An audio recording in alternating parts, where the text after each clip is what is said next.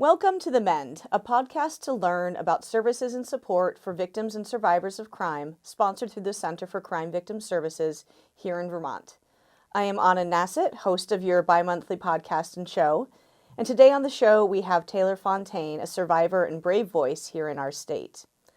This show was created to take a deeper look at services, organizations, stories, and concepts for survivors of crime. We want to acknowledge our healing process and provide resources not only here in the state of Vermont, but throughout the country that could benefit victims of crime as they begin to mend.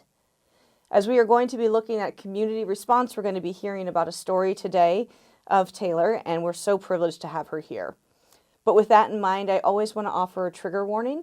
Our goal is to create a safe place to discuss topics of healing, but with that in mind, we occasionally hear a story related to crime, discuss our mental health, or have sensitive subject matter. We urge you to listen at your own discretion.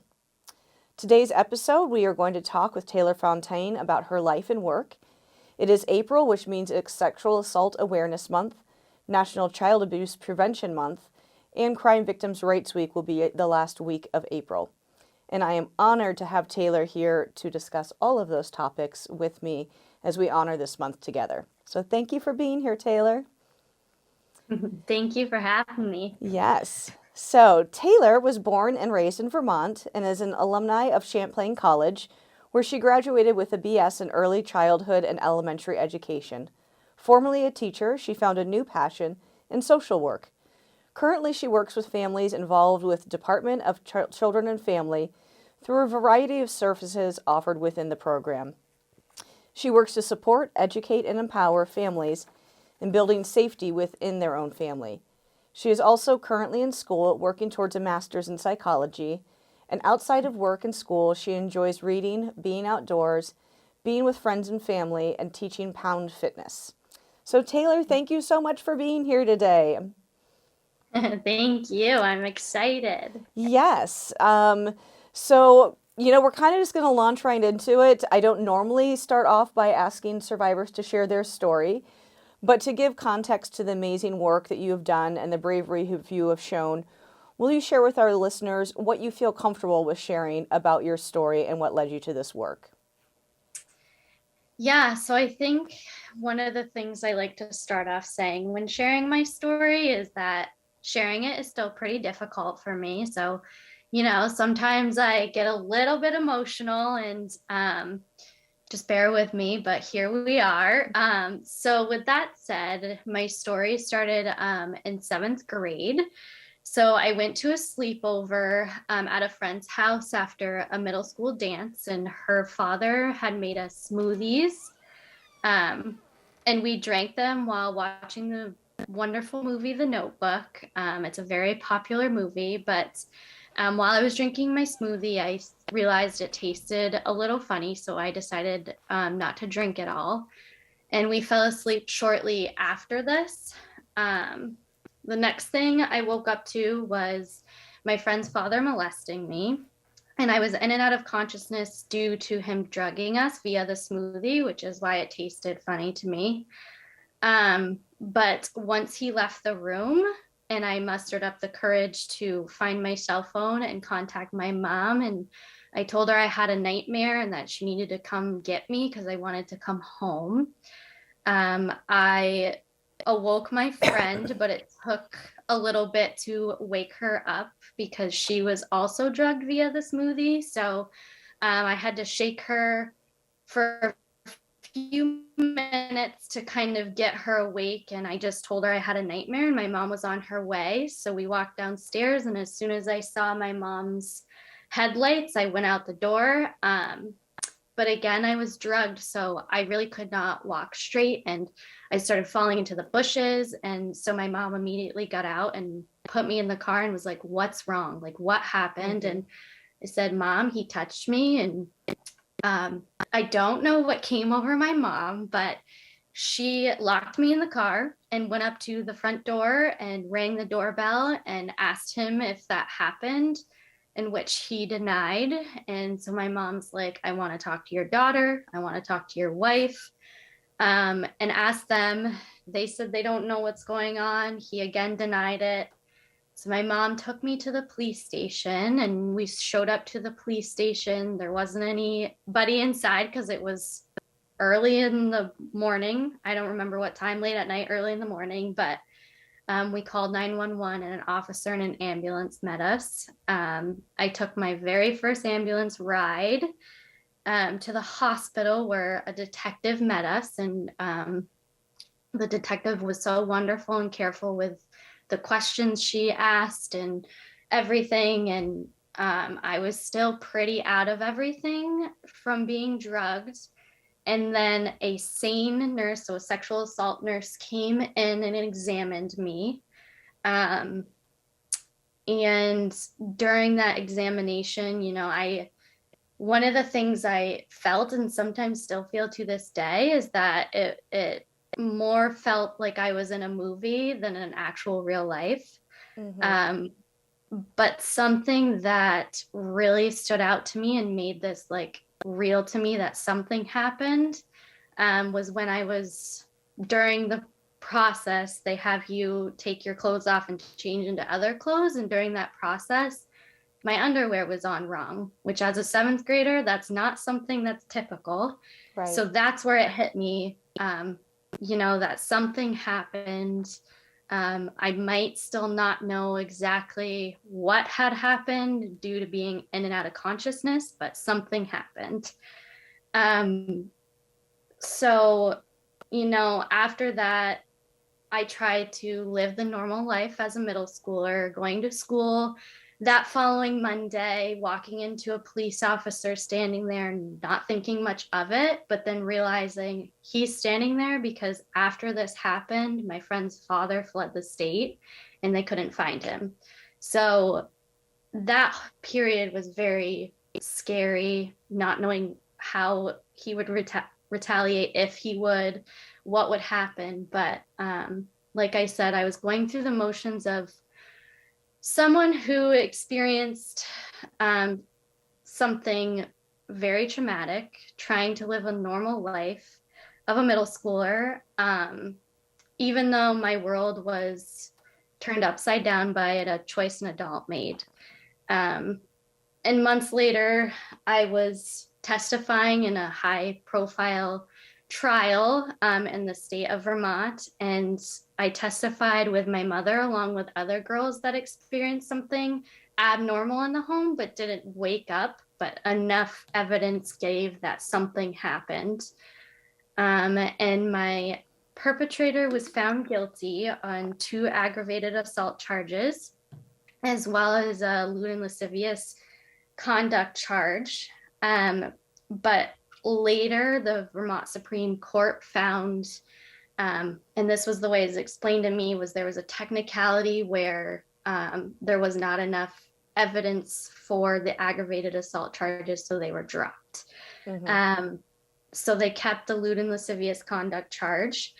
So it lessened his sentence time, which, it lessened his sentence and everything. And, but it still, with that other charge, it ensured that he would serve time for the trauma that I endured at such a young age. And again, of course, that doesn't really change anything besides the security that he couldn't hurt me or anyone else anymore. So that's kind of the broad picture of my story. Thank you so much for sharing that with me, Taylor. That takes a lot of courage and just so much bravery to have gone through that at such a young age and to stand up within the criminal justice system and to be sharing with us now. Thank you so much. Our stories are how we educate, and you've definitely helped a lot of people educate, so thank you. Yeah. Um, So, we've kind of talked a little bit and gotten to know each other. Having gone through the criminal justice system at such a young age, when did you first tell your story publicly and how did people respond? Yeah. So besides having to tell it over and over again to lawyers, um, the trial, what have you, the first time it was very public was actually my freshman year of college. And it was in a child psychology class. And I can't remember exactly what the assignment was, but it was something along the lines of what your childhood was like and how it shaped you into who you are. Mm. So I struggled for a little bit trying to figure out what I was going to write. And then I realized like this really was such a big part of my childhood and it has shaped who I have become that it felt necessary and right to write about that. And after I submitted it, the class after, my professor came up to me and said, Taylor, I'm wondering if you would be okay with sharing your paper with the class because this is not a typical childhood people go through. And I think it's important to show people that this does happen and what the outcome does look like sometimes for people that go through it or children that go through it. So I took some time to think about it and I realized like she's right. Like this is something a lot of people don't go through and a lot of people don't think of when you think of a childhood. So I decided to share my paper. I read it to the class and afterwards I had a few people that came up to me and thanked me for sharing my story and shared that they too had been through something similar, whether in their childhood and high school, in the beginning of college. Um, and telling my story that very first time was so empowering, but it was also really heartbreaking because for so long I felt I was alone in the experience that I had and that no one else could relate to it. And so this is what opened my eyes to it does happen more often than we think. There are more victims out there of sexual assault, domestic violence, stalking, what have you. And it really ignited my passion for advocacy and realizing that my voice is powerful. Yes, it is. Snaps to that. Your voice is very powerful, and I do feel like, and, we talked about this beforehand, like just that connection of knowing you're not alone is as equally comforting as it is heartbreaking because you start Yeah. to understand that, like, oh my gosh, this is so prevalent, and yet there is that connection and that theme, and you know, I think I both. For us, we like to educate through storytelling, and that's not necessarily how every survivor chooses to heal. But I just really commend you for finding a voice, and we'll talk some more about what you've done with your voice. But it's really, really impressive. So yeah, thank Thank you.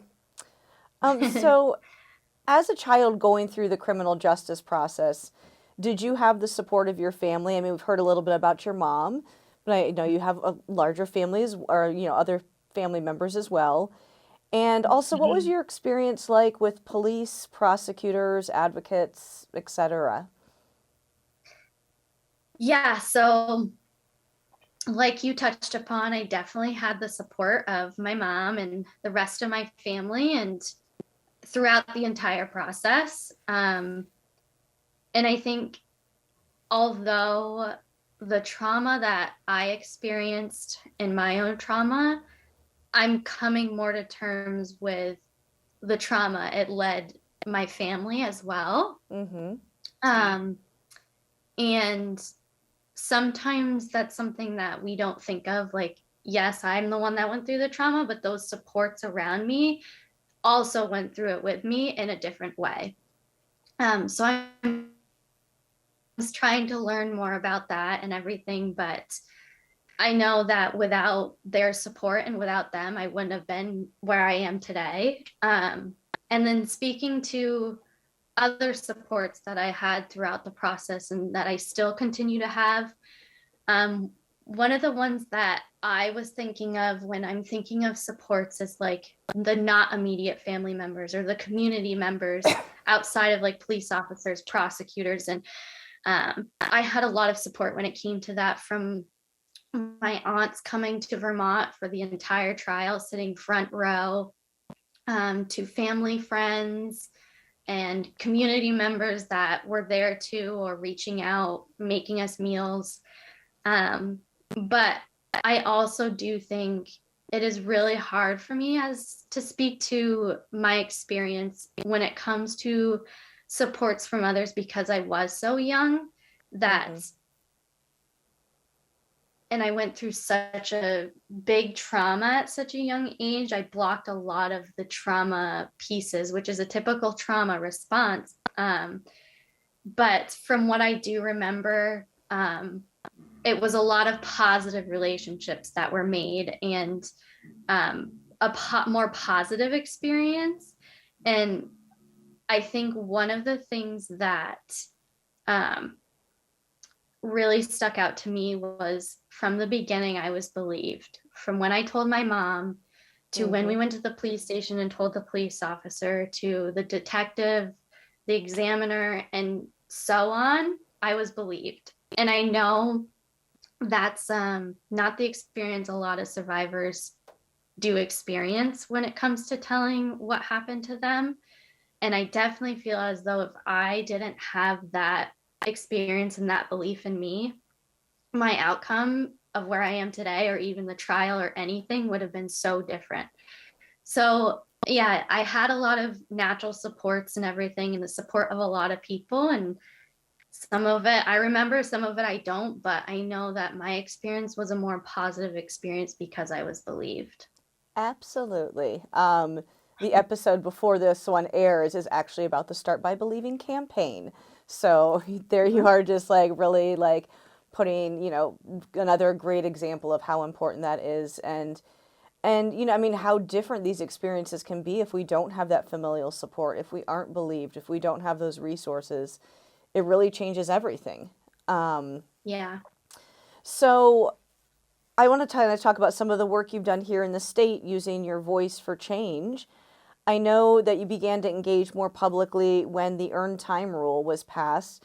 Can you tell us just briefly about that rule and what was your role in that? Yes, I definitely can. So I believe it was in 2020. I received a phone call from the van service, and I was in um, a role as a teacher, and I was in the library at the elementary school doing my planning when I got this call. And typically when you get that call, it means something big is happening or something's changing, and I was like, I have to take this. But so I answered the phone call, and they were informing me of the enactment of the good time rule. So that was the name of it before it got changed. And the good time rule allowed inmates to begin earning time off their sentences for quote unquote good behavior. Mm-hmm. And when I got this call, I was very confused. I was very angry. I had tears in my eyes in the middle of an elementary school library because I wondered how this could have proceeded without the victim input, which is the most important input when it comes to stuff like this.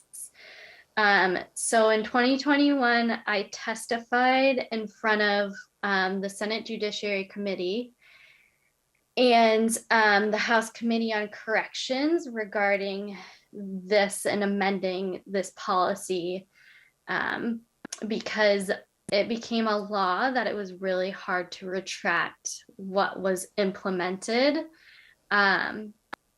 So yeah, I testified along with my mom and another family that was greatly affected with this, and other people that were like, yes, we need to right this wrong because we didn't get the victims' voices, and now we're hearing them because we made this happen without seeing the repercussions of victims.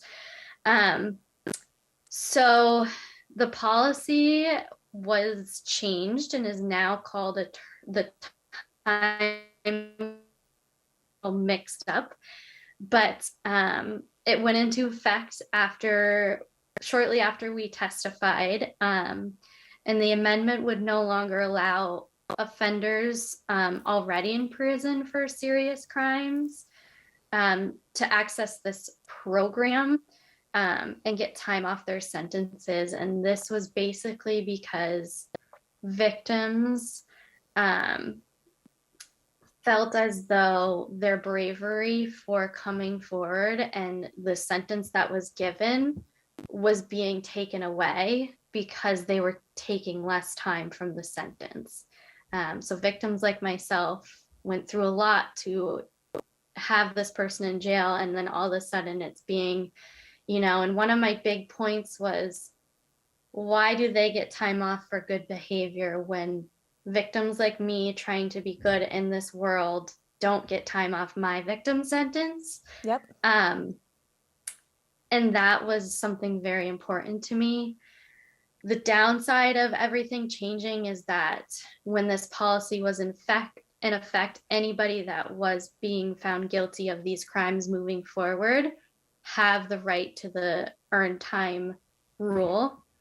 But what was changed was, for sentencing, victims would be told, this is the policies that we have to follow, and this is when this offender could get out if they earn this much time. And that's a big if they earn. So they have to behave well.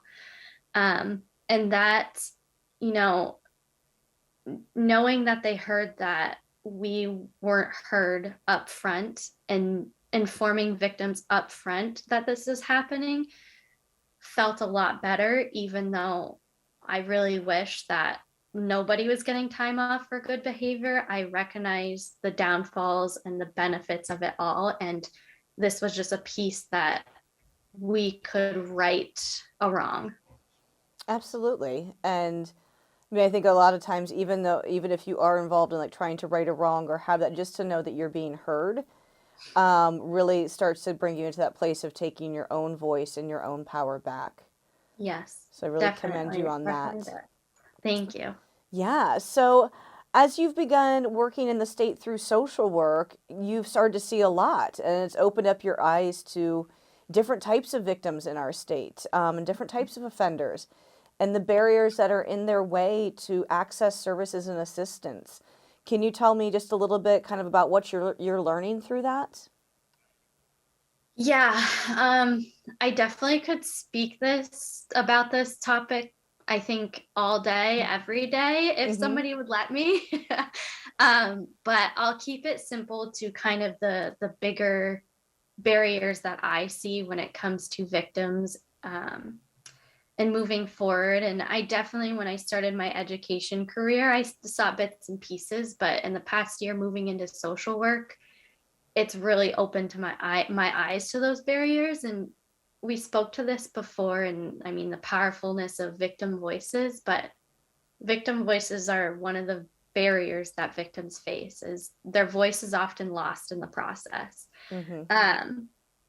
And that's definitely one thing that I continuously see throughout my work and my own experience and everything. And then I think that's just because we are in systems where offender rights are more looked at than victim rights, because the offender is the one being charged, and we forget about the trauma that some, and not, what I'm trying to say, I guess, is that their victims' voices are often squashed in the processes because there's policies that need to be followed that aren't victim-centered policies or victim-centered procedures. Yeah, we're still in a very offender-based system. You're innocent until proven guilty, as it should be, but also the way that the two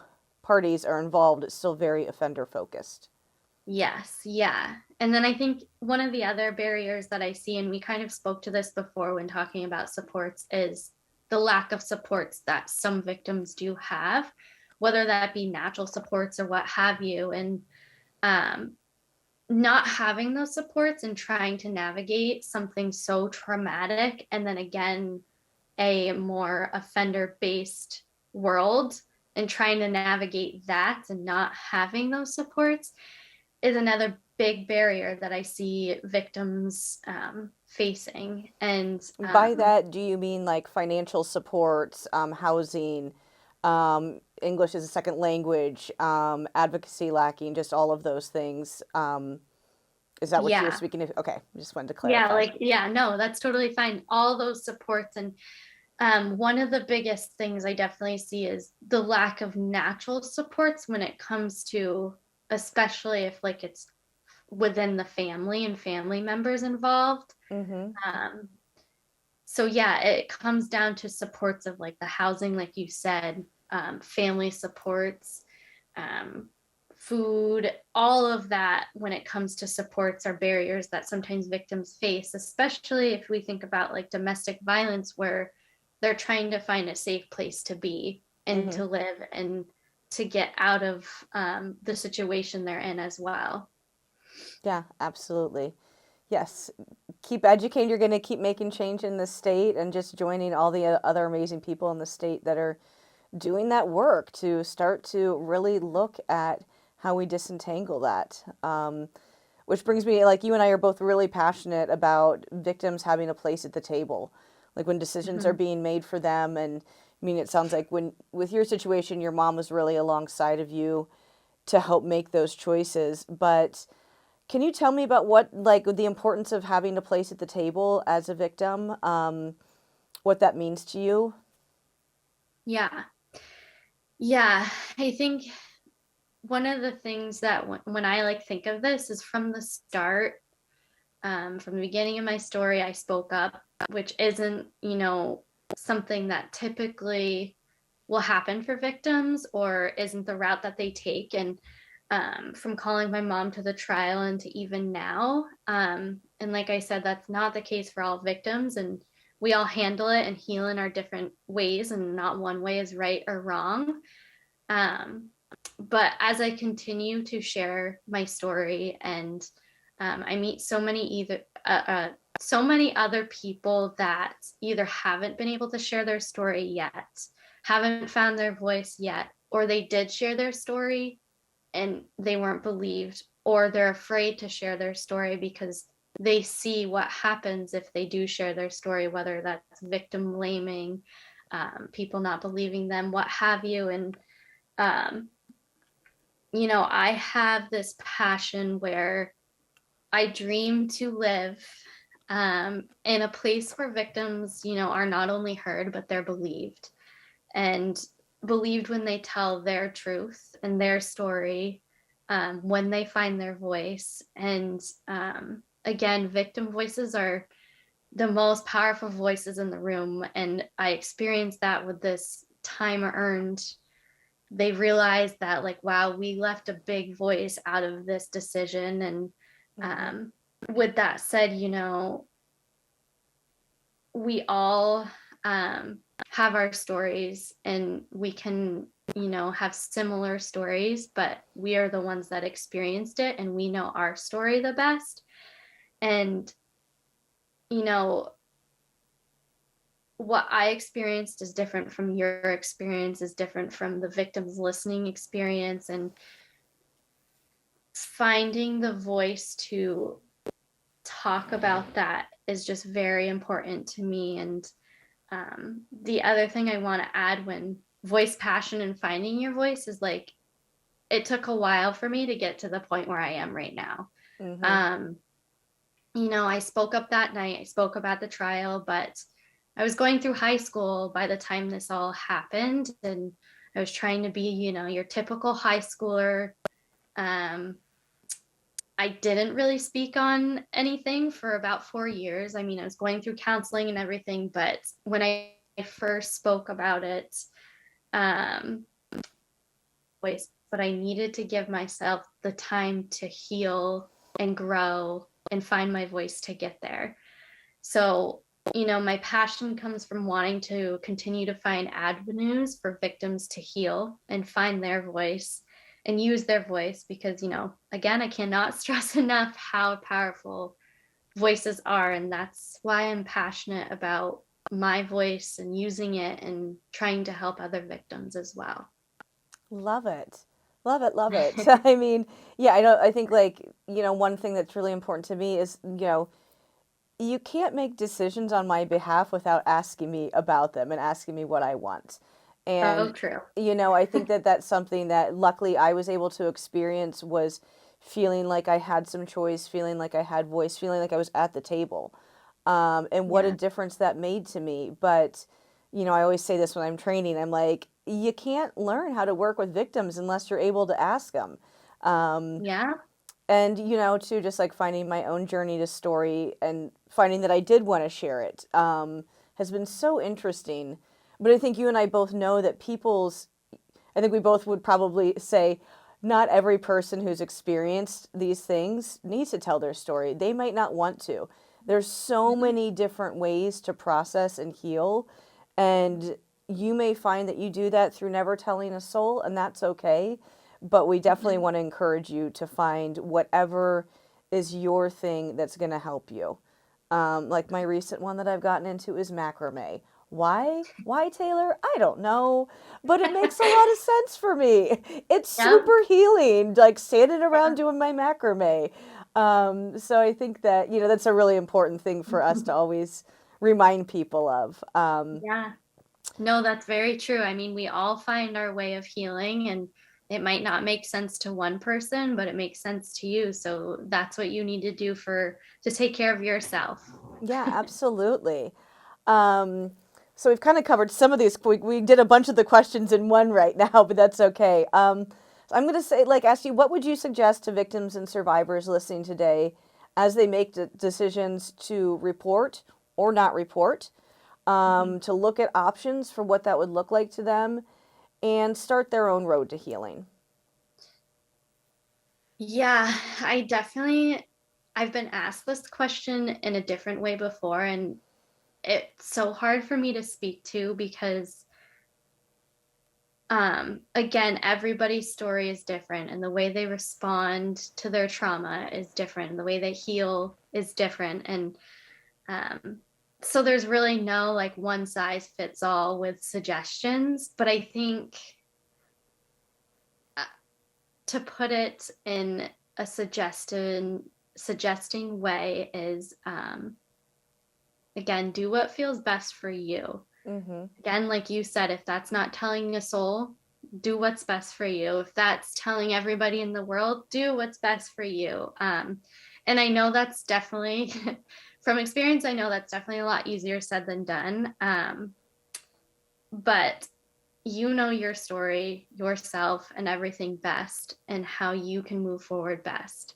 If one way doesn't work for you and you've tried that, it's okay to close that door and try something else. Mm-hmm. Um, yeah, that's my suggestion in a broad spectrum. I love that. Yeah. And I mean, I'll chime in too for people who are listening that are looking at whether they want to report or not. I always Mhm. say go to your local advocacy center. Every county, every state has an advocacy center, and meeting with an advocate really helps you map out what that process would look like if you make those formal reports and Mhm. get you that support right from the get-go.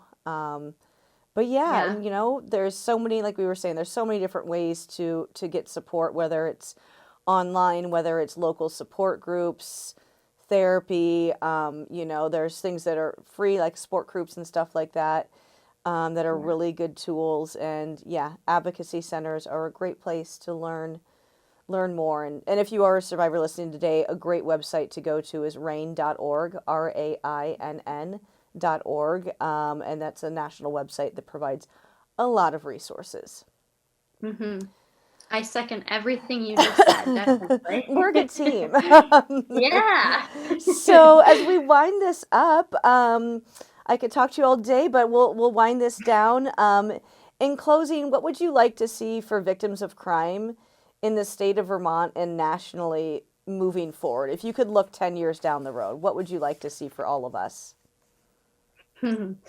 I think there's so much I would like to see, but again, I'll try to keep it Or maybe the things you short want to and work sum up. on. Maybe that's what, yeah, what you want to kind of work on into the future for Yeah, victims. I think like to kind of sum it up is something we spoke to before is a more victim-centered procedures, court in the court system, whatever that is. And definitely that comes with so many things from like voices being heard in different aspects to educating others about trauma and what that can look like, and the responses to trauma, and then giving victims the resources and space to heal. I think my biggest envision is that it's more victim centered, and victims are really thought about and taken more seriously and have a voice in processes. And that's for Vermont, this country, this world. I just hope that vision someday comes true. Awesome.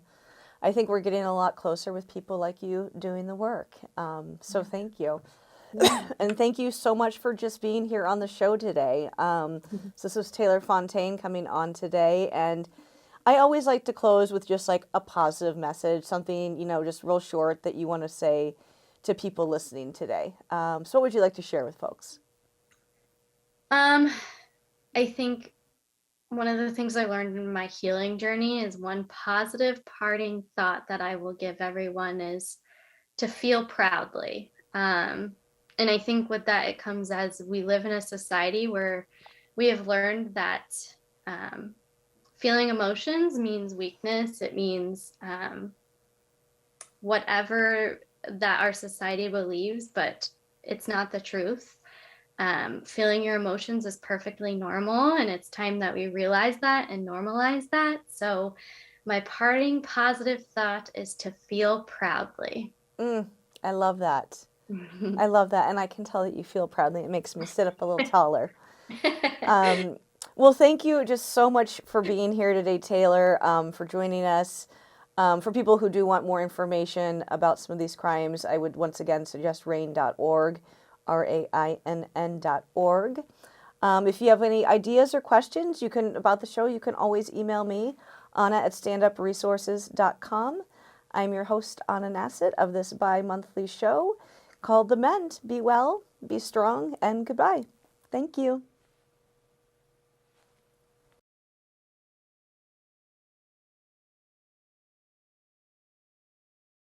If you enjoyed this episode, please leave us a review or feedback. We love hearing new topic ideas from listeners and watchers as well. Thank you for listening to The MEND, and be well.